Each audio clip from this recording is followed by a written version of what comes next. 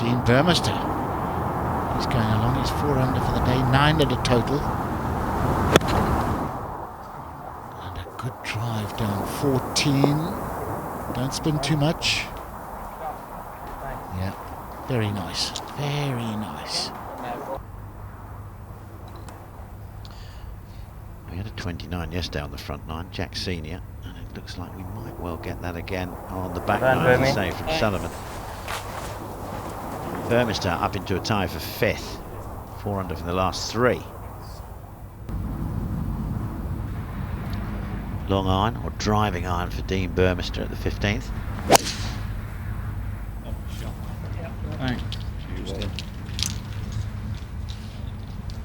Shot, bro. Thanks.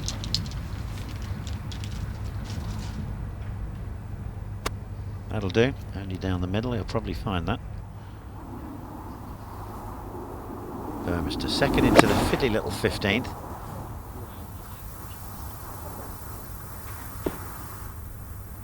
Stay there.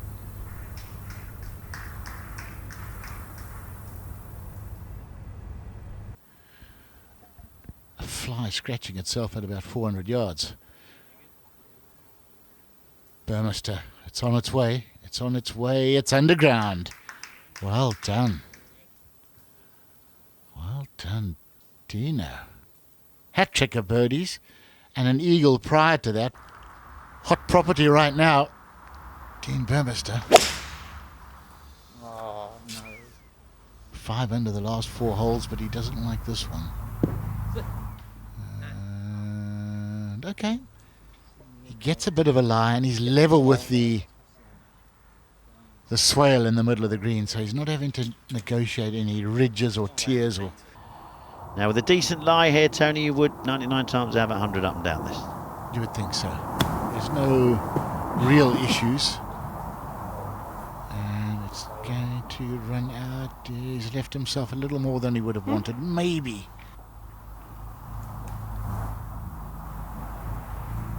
He's 5 under for the last 4 and on the move. Knew it was in. It's a great thing about these greens.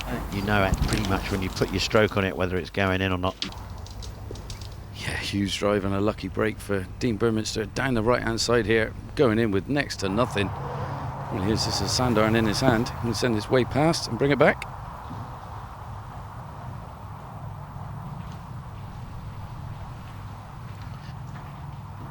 Burmester for his birdie at the 11th to move nearer to the lead, which he does. Up into 3rd spot on his own now, 12 under.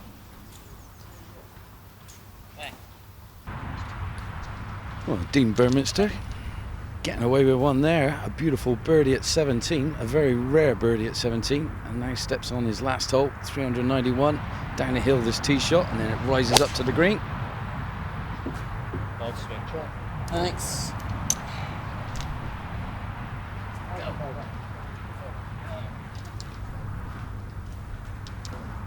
As you know, Fury's more when there is down off the back.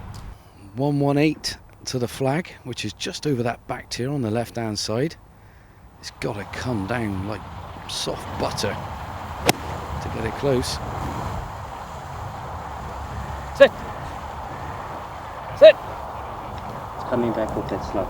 Yeah, that'll do. I think that's a much less complicated shot than the one facing Laurie Cantor, who has hit it so far down there.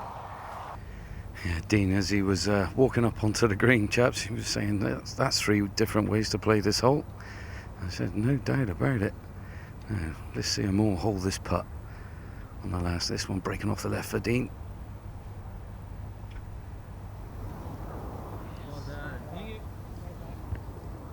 Brilliant stuff. Brilliant stuff from Dean Burmester. 8 threes in a row, back in 28 for a round of 63. Well, Dean, second round here at the English Championship, below round 63. Looked like you're enjoying yourself out there.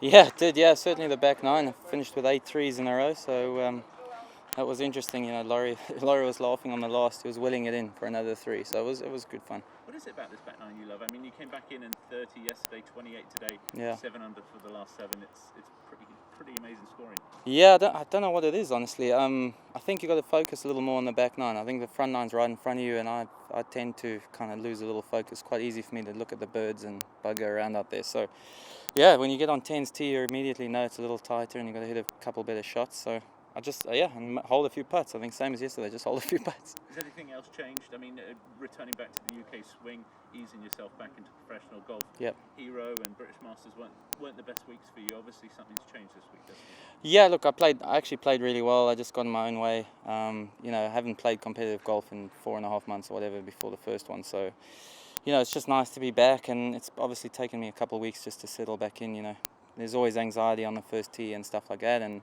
you know, this week I've just felt really comfortable. So. Obviously, this weather's going to agree with you. Tell us a little bit about the course, though, and how do you think it's going to evolve and how it suits your eye? Yeah, I think it's going to be fiery come late this afternoon, and depending on what they do to it this evening. But you know, the greens are receptive, which is kind of like playing back in South Africa. You've got to control your spin and flight and stuff like that into the greens. But the course is playing fiery, so it's playing a lot shorter than it normally would, which, you know, kind of plays into my hands a little bit. I kind of like having wedges in, so we'll just kind of try and do more of the same and hopefully play a bit better on the front nine. Lastly, last 3 holes on the course here.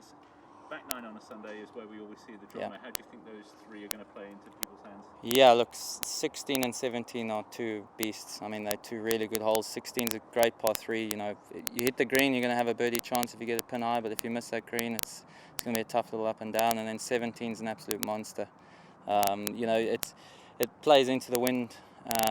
So, you know, that's going to cause the most drama, I think. And then 18, obviously being birdieable, you know, someone might be able to post, you know, with a par birdie finish or something and put a little pressure on the leader. Best of luck on the weekend. Thanks. To watch another European Tour video, click here, and to subscribe, click here.